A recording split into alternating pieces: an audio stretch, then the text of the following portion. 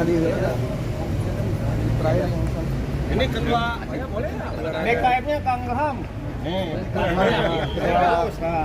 DKM kerukunan yang menjaga.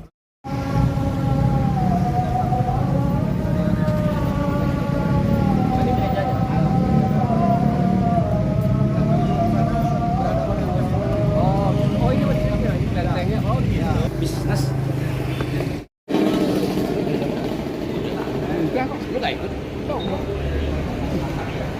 Dia pahalanya banyak. Iya. Iya. Oh, ini baru ya? Baru, maka saya meja baru sip. Yang pertama Klenteng ya? Dari tahun? Jadi hampir ya, seusai seusia dengan negara kita ya, hampir. Jadi Jumat berkahnya bukan dari umat Islam saja. Iya.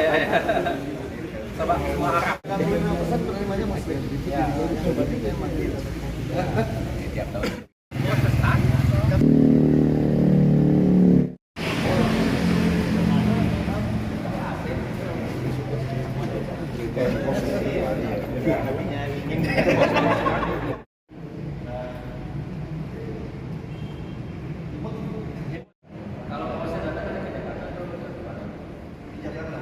Singapura juga ya? Singapura. Ya. Asia ya? Great Asia. Iya. Beliau tuh bukan dengan umat Islam.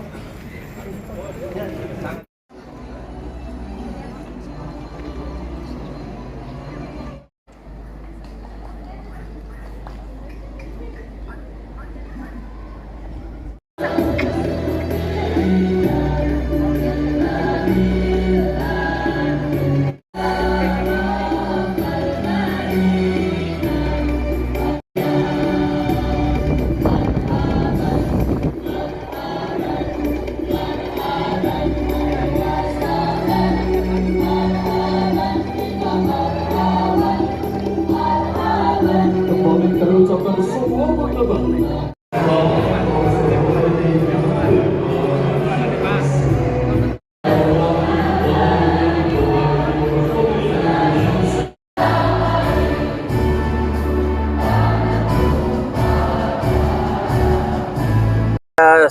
Silaturahmi kepada komunitas beragama di sini yang ada dalam tempat sangat menarik ini dan sangat luar biasa. Itu adalah satu tempat di mana tiga tempat ibadah bisa ada di satu lokasi bersama-sama, disebut sebagai komunitas apa? Tapi tempatnya Kampung Kerukunan. Ya, Kampung Kerukunan di Kota Ciamis ini. Dan di sini kita temukan sebuah masjid, sebuah gereja dan satu kelenteng dan makin ya. Jadi ya memang penting kita harus ingat kalau kita mau maju sebagai negara, yang jadi fondasi adalah stabilitas. Stabilitas itu ada stabilitas politik, stabilitas antar suku, agama dan ras. Dan itu adalah dasar. Tanpa itu apapun yang kita lakukan akan sulit sekali kita kembangkan. Jadi ini penting sekali kita harus ingat.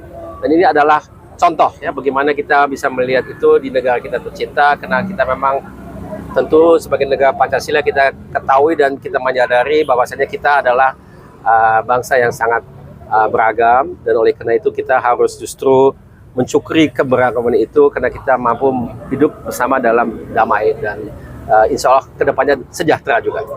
Jadi selain dari itu tentu saya juga memaknakan diri dengan apa yang saya maksudkan. Kalau saya insya Allah dikasih kesempatan untuk menjadi gubernur, nanti saya kan mau nyagup, dan dalam hal itu saya perkenalkan apa yang saya lakukan, mau diperbanyak, dimaksimalkan lapangan pekerjaan, mau juga pendidikan diperbaiki sehingga lebih nyambung dengan pekerjaan yang yang akan ada di pasar.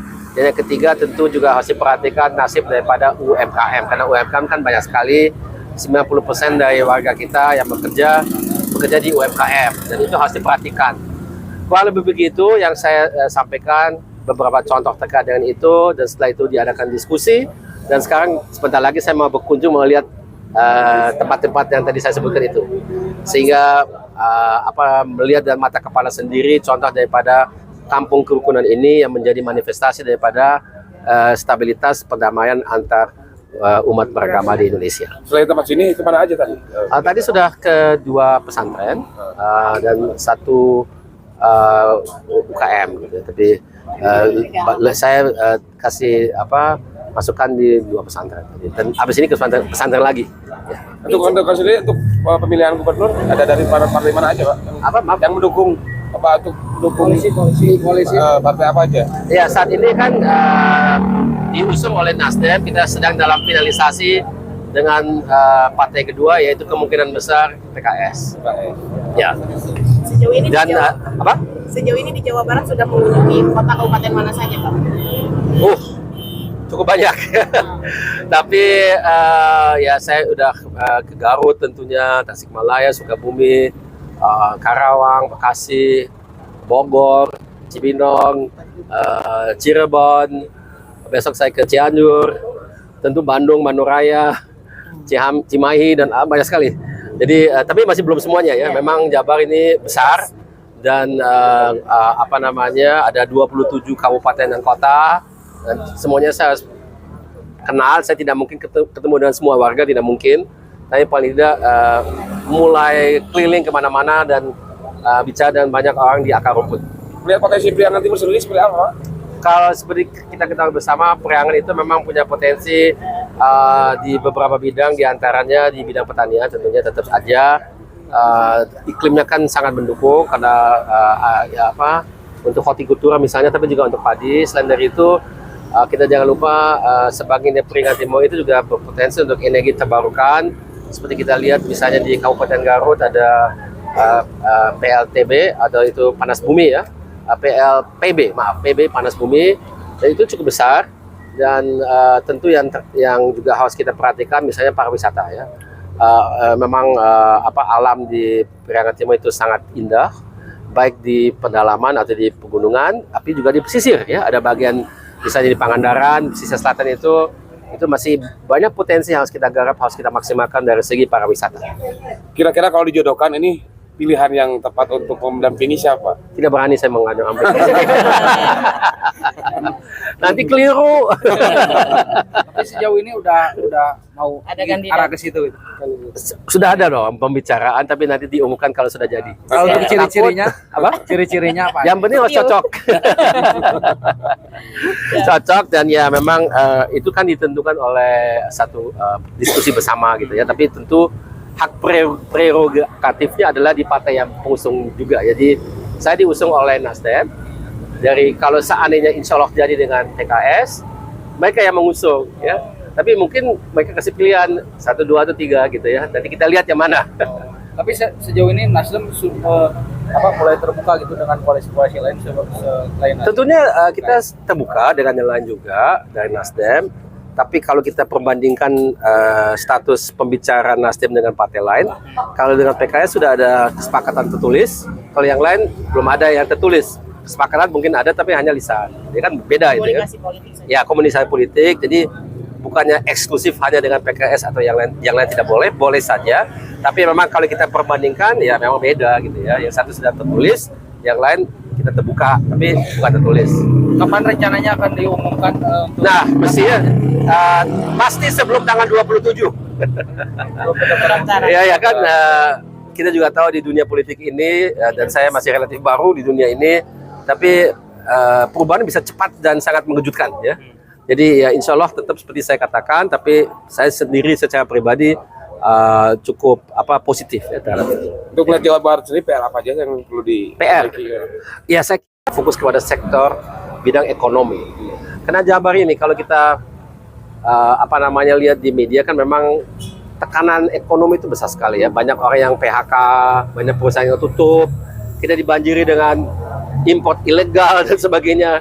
Itu harus ada tindakan ya. Jadi karena di sini kita bicara mengenai nasib jutaan orang gitu ya. Ini kan provinsi terbesar di Indonesia dengan tentunya orang yang bekerja atau yang cari pekerjaan juga banyak sekali ya. Perlu ada juga perhatian khusus kepada Gen Z, karena Gen Z itu kan susah sekali menemukan pekerjaan ya. Perlu ada juga